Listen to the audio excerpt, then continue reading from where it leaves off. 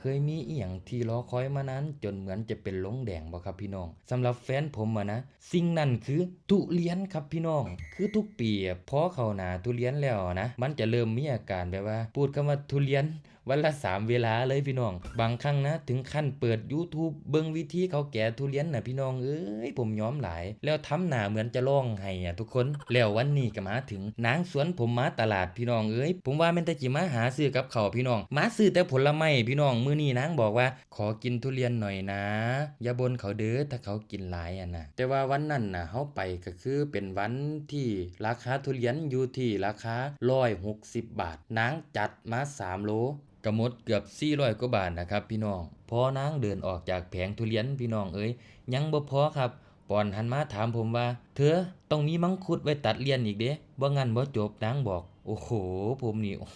ย้อมนางอีหลีเด้พี่น้องปกตินะตลาดอันนี้นะแต่ก่อนน่ะเฮาจะมาเกือบทุกอาทิตย์เลยเด้พี่น้องอาทิตย์นึงนี่มาประมาณ2-3เทื่อพี่น้องแต่ว่าของมันถูกอีหลีผลไม้ก็หลายแล้วเฮามาซื้อกับข้าวนี่เฮาบ่ได้ซื้อเป็นถุงเด้พี่น้องเฮาซื้อเอาไปเฮ็ดเองเฮามาซื้อหมูซื้อไก่ซื้อผักซื้ออีหยังไปแยกแต่เฮาบ่ได้คิดหรือคำนึงเลยว่าการที่เฮาซื้อของไปเฮ็ดกับข้าวแบบเนี้ยเฮากินแค่เวลาเดียวเด้แม่นบ่พี่น้องเฮาซื้อของไปเบิดหลายลังเทื่อซื้อแนวไปต้มไก่นี่เบิด2-300กินแค่เวลาเดียวอีกอย่างนะพี่น้องกับข้าวสำเร็จรูปกับข้าวถุงยากที่จะถึกปากผมแล้วแต่คนมักเด้พี่น้องแต่ว่าผมเนี่ยบ่ค่อยมักซื้อกับข้าวถุงปานใดอันนี้ก็แล้วแต่คนมักเด้อพี่น้องอย่าด่ามาเด้อครับแต่ถ้าจะเป็นในพวกไก่หนึ่งหรือว่าปลาหมึกย่างหรือว่าไส้ทอดเนี่ยอันนี้มันก็แล้วแต่ร้านบางร้านก็อร่อยเฮามาซื้อนี่เฮาสิซื้อร้านประจำของเฮาเลยเด้ถ้าร้านนี้อร่อยนี่นางสิจำไว้แล้วเวลานางมาอีกนางก็สิซื้อตลอดซื้อกลับบ้านตลอดจังไส้ย่างร้านนี้นี่เฮาก็ซื้อประจำเด้มันแซ่บพี่น้อง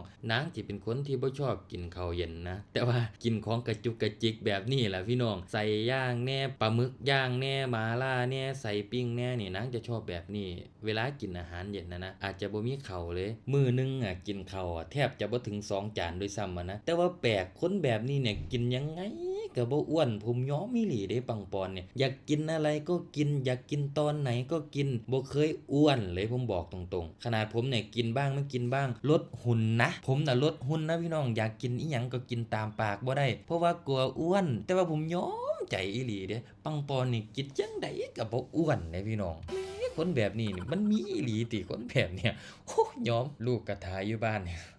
ไปบ่ได้เอาไปน้ำบ่ได้พี่น้องช่วงนี้ฝนตกปกติก็จะพาไปตลาดอยู่ดอกแต่ว่าช่วงนี้ฝนตกบ่อยากพาไอ้ด้าออกจากบ้านนะพอมาถึงบ้านแล้วโอ้โหนางบ่รีรอเลยพี่น้องจัดก่อนเลยขอชิมก่อนเพิ่นว่าเดี๋ยวถ้ามันมียาเขาบอกเดี๋ยวเขาจะยอมเสียสละเขายอมตุยก่อนโอ้โห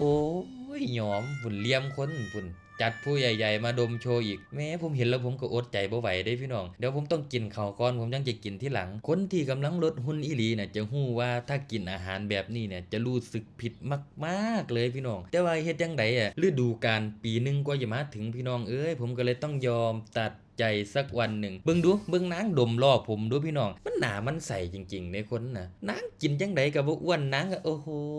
สะใจจริงๆโอ้โหทั้งกินทั้งดมพี่น้องเบิ่งดูเยาะเย้ยผมพี่น้อง